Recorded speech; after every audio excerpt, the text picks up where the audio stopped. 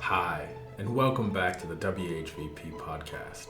In this episode of the podcast, the WHVP team sits down to discuss what we love about America and working with Americans. Before we get into that, we will discuss the Swiss Parliament rejecting revisions to the Banking Secrecy Act. Please be aware that this podcast was recorded on May the 10th, so the news is a little bit old, but still very relevant. Now, let's get into it. Hi guys, welcome back to the WHVP podcast. We're excited to be starting this podcast off together. Unfortunately, we're on Zoom, but that's okay. At least we can still do it, still meet together, which is enjoyable for me. Today, we're going to be talking about what we at WHVP love about America and the Americans that we work with and why we work with Americans. But before we get into that, maybe Jamie, you can start us off with a news topic that happened over the weekend, something that quite important, I think, happened on, I believe it was Friday, correct? Yes, correct. So the parliament rejected two motions that were put in place to ask to revise parts of the Bank Secrecy Act. So Article 47 of one of our laws refers to bank secrecy, and that if you do not adhere to that, you can be penalized with quite a hefty fine and also go to jail depending on the circumstances. And the United Nations had some problems with that because there was no exclusion for journalists and whistleblowers. So that led in the past some conflicts where journalists weren't really comfortable investigating certain things because they were afraid of violating those bank secrecy laws. And that's the reason why we had a political discussion about it. But the parliament on Friday decided that it does not want to further pursue those motions. So everything stays the way it is. I think it's an important and interesting conversation to have. And while there probably are varying opinions, or there certainly are varying opinions for us as people who work in private banking, I think bank secrecy, I would personally say that the benefits overweigh the challenges, and that it is a good motion for people to know that their privacy is secured, that still is intact and in place in Switzerland, but also in other countries, of course. We all know, and we also talked about that in the past, the bank secrecy, of course, is not something that should be used for illegal purposes. It also cannot be used for that, but certainly there is very important reasons for people to have secrecy when it comes to their finances, not have their information be talked about at bars, or even sold, or like be pried into by noisy neighbors or family members.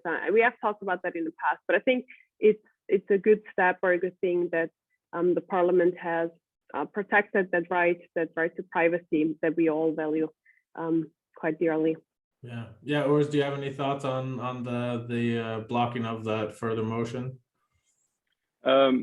Yes, I mean, it's really a positive development in Switzerland to see that it was blocked, because especially when we see how the whole world moving into a transparent client and transparent people, so that to see that there are still some regions where you get your privacy.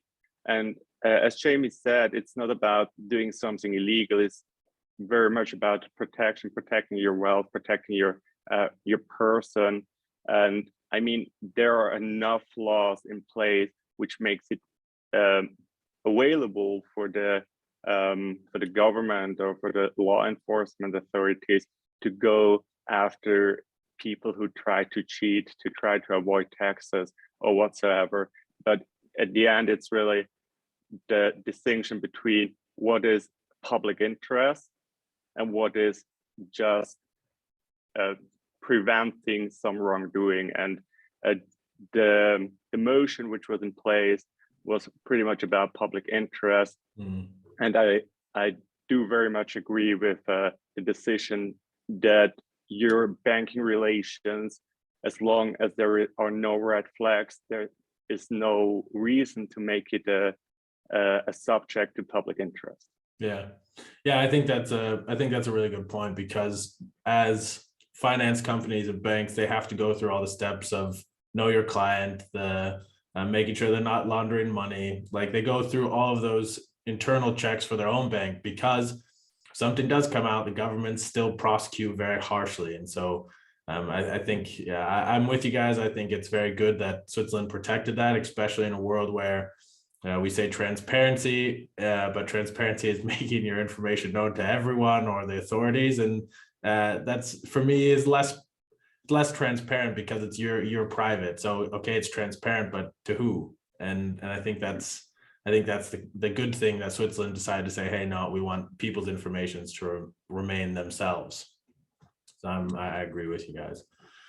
Cool. So let's kind of transition from that into us as a company, why we like working with Americans, what we really appreciate about it, and the joy, I guess, we take in working with Americans. So maybe Jamie, maybe you could give us just a quick background of what led WHVP to focusing on American clients. What was kind of the history behind it, and what was so attractive as a Swiss asset manager to really focus on Americans? Yeah, absolutely. I think that the whole reply to that is twofold. So one is like the economic or the business opportunity that we see in America, and then the other thing is our personal relationship with Americans and how we just love the country and the culture. And I think initially it all started with the business opportunity, because my father in the 80s worked for a bank called Foreign Commerce Bank, and they had a US desk where they worked with American clients, which was quite rare at that point. It still is to some extent today.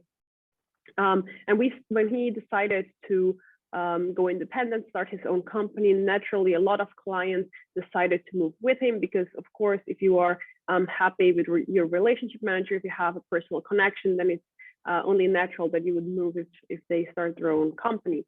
So then in the 90s, what we saw is there was a huge rise in independent asset managers in Switzerland that were mainly targeting Swiss clients and also European clients, but very few that were targeting Americans. And then if you fast forward 30 years, it is still very similar today, because we currently have about 2,100, 2,200 independent asset managers in Switzerland, and only about 50 or 60 of those are actually specialized in working with Americans. So it's still very much a niche market, which makes it extremely interesting, because as we all know, America is an economic powerhouse. It's one of the wealthiest nations in the world.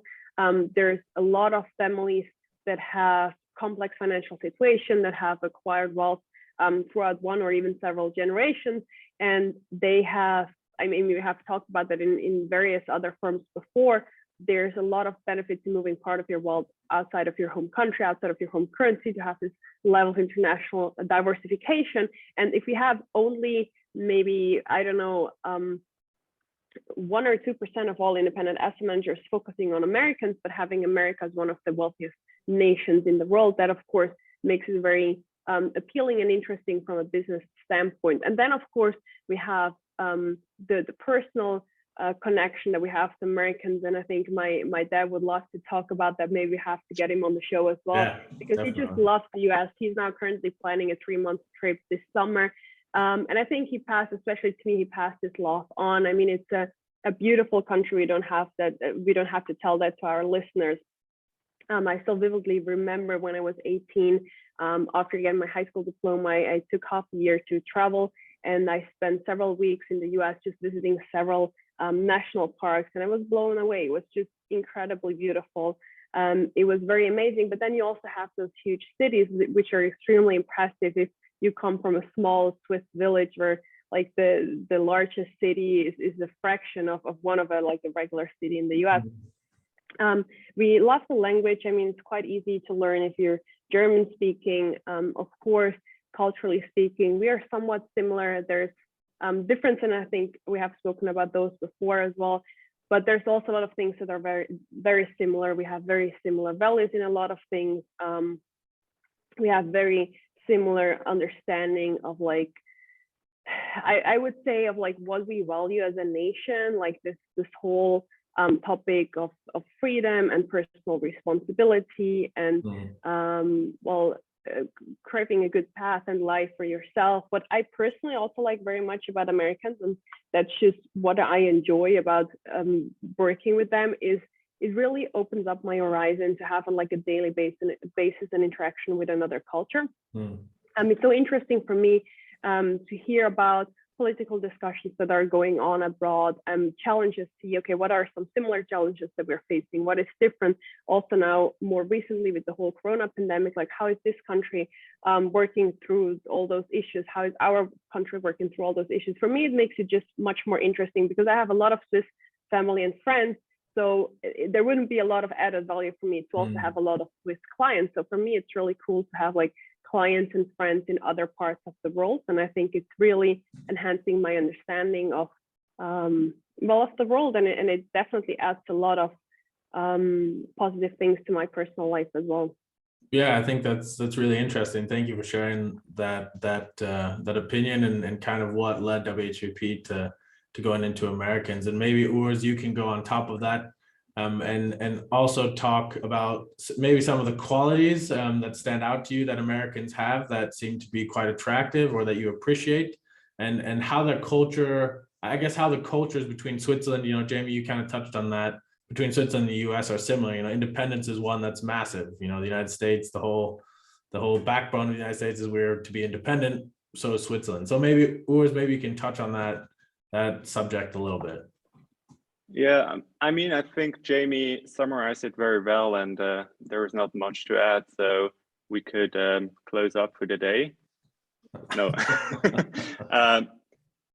Yeah, I feel similar like Jamie. Obviously, I really love to work with Americans and also travel to America. So, for example, in March, I was in Texas, driving through whole Texas, meeting clients and prospects and business partners, and listening to their stories. And that's something which fascinates me a lot, because seeing how ambitious this culture is, and that's also to a certain extent how Switzerland is. I mean, we have the Crypto Valley, which is very or came up very recently, which is a hotspot of blockchain technology and cryptocurrencies in Europe. Whether this will be sustainable or not, we are kind of an early mover in Europe, and that's also something we have seen and all still see in America, that they are so ambitious about new things, so forward-looking, looking into the future. What can we achieve? And not that much thinking or too much thinking about the history, what has happened, but to see where are new opportunities, where we can make things more efficient or better, where can we work for our environment and become more sustainable in what we do. And I think these are the values which I appreciate much and a lot, and then also being very active on it. So, for example, I met one client who founded a company in the 70s, or I don't remember when it was exactly, but in the first couple of years, he stayed at the office and he slept at the office, and he really put all his resources and energy into this business and eventually succeeded. But it needs time, and having this patience and this still ambition to go through hard times to achieve something much bigger than many people could imagine. That's something which I find very inspiring. Yeah, I think that go ahead, Jamie. Sorry, I didn't mean to interrupt you. I just wanted to add one other aspect that I haven't touched upon before, which I think is also very important. And that's that Americans, in my opinion, are just also very good clients to have in terms of having like a business client interaction with them, because they are usually very uncomplicated. They're very straightforward. They're honest and direct, and that just makes business a lot more easier. Switzerland, in comparison, has a much stronger focus on like privacy and what kind of information to share, and it is much harder to get to know a Swiss person. Not to say that they're like unfriendly or anything like that, but it just takes longer for them to warm up to you. You really have to prove yourself, and it's in a new business relationship, it just makes it so much easier if you have a person that's just straightforward, upfront, tells you how it is, and then you can, based on that, you can work out whether or not working together is something that makes sense for both sides or not. If it takes weeks and months to even get the other person to warm up to you enough to find out whether working together is suitable or not, it just makes it a lot more difficult. And then also for me as a young person in this business where a lot of people are usually older, I found that there's a lot less prejudice from American people, and that's just my personal opinion. I'm not sure if we can generalize that, but I found that in the US, people focus very much on what you know and what you can do, and less on how old you are or where you're coming from. So I always found that people were very generous in terms of trusting me and having or being willing to do business with me, where in Switzerland, I often felt that I have to go extra steps improving myself because I was just so much younger than a lot of other people in the business. And that, of course, is something that for me is also very positive. If people really judge you based on merit and not based on whether you fit into a certain mold or not. And I think that also goes back into this whole entrepreneurial spirit of anyone can make it if they put in the effort and the time and the work that is needed to succeed. Yeah, I totally agree, especially being that direct. So for example, if you speak to someone in Switzerland, so in some cases it can be that you have a good conversation, but eventually there will be no business relationship because the other person might think you're too young. But if I talk to a US person and they are concerned about our age, then this person usually says, look, this is one concern I have. You're pretty young, so let's talk about that. And then you can discuss it and eventually come up with a solution, or even if the solution is, okay, so he still feels concerned, so we don't do it. But usually it's it helps to go into the relationship because you can start to explain where you're coming from, what are your experiences you have, and also what is the history of the company. And so for example, one topic that also comes up is that one of our employee, Julia, she is with the company for 20 years now and worked in banking prior to this. So we do have a lot of knowledge and a lot of experience in the company. So just because we are young, it doesn't mean that we don't have the expertise which is needed to serve our clients properly. Absolutely. And I think also that the whole cross-border thing or just working with a client in another country, what also helps us a lot is that Americans often are very open to technological solutions, that they're very open to digital communications, be it video meetings or all the effort that we put into social media. I also feel that the US is a couple of steps ahead of Switzerland, where things move a little bit slower. And even older people are often very familiar with all the digital tools that are out there and social media, and they're very open in using those kinds of technologies. And that, of course, also makes it easier for us because, yes, we do travel a lot. Tomorrow, Urs will fly to the US again.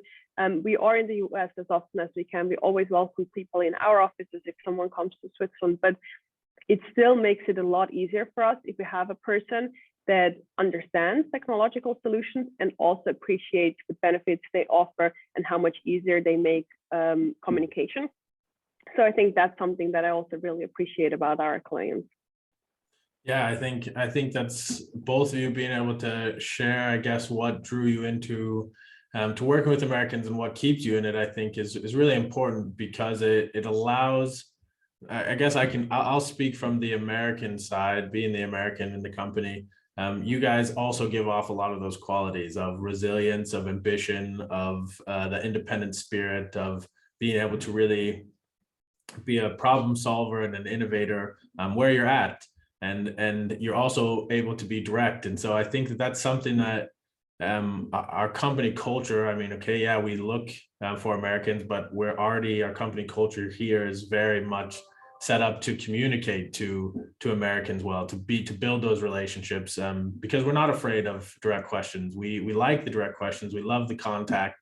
You know, I think it's one of the things that I always like hearing in the office when there's a call going on with a prospect or a client, just the joy that is kind of held in those conversations. And I I really appreciate that, and as an American from the outside, and I think something that Americans maybe just give a quick little what I think Switzerland can offer to Americans. Obviously, the services. I mean, Urs and Jim both talked about how there is this a drive for innovation in Switzerland with the crypto valley, and in the States being technologically savvy and making sure that they're connected. That opens up Switzerland to the American to be accessible and to be incredibly easy, especially because you don't have to be in Switzerland to open an account. You can do it through digital services, which is great. And it also gives you the ability, I guess Switzerland has the ability to offer, I guess, precision inside of services and offering services, where in the States, the quality of service is very high. However, the law and the framework of how business works in the States is very short-term focused, and where Switzerland is ambitious, the focus is very long-term in the culture and being innovative to be sustainable. And I think that that's something that really offers that extra value, can really add value to an American's perspective, learning about the culture of Switzerland, but also their portfolio and how they set up their wealth portfolio. Because again, in the States, we see high volatility, but that's okay, in the short term. But Switzerland is really that long-term focused culture. Everything is done with precision to be successful in the long term. I think that's something where the two different cultures add value to each other when mixed together. Absolutely. Thanks again for joining us on the WHVP podcast. We hope you found it enjoyable and insightful. If you would like to learn more about what we do at WHVP and how we might help you achieve your financial goals, check us out at our website at whvp.ch, or find us at any of our social media handles at LinkedIn, Facebook, Instagram, or YouTube by simply searching WHVP. Have a great rest of your week.